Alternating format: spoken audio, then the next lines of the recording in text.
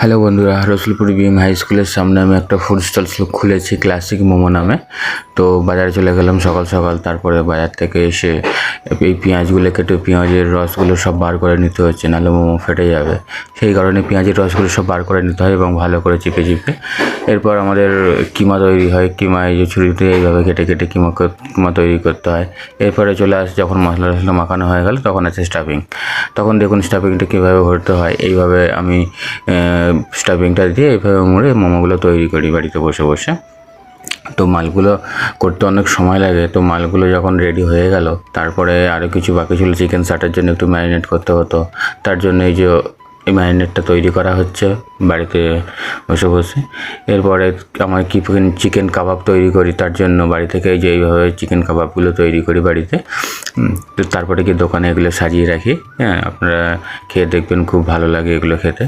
আগে থেকে বাড়ি থেকে এইভাবে তৈরি করে নিয়ে যেতে হয়, এই ভালো করে সেঁকে এর মধ্যে।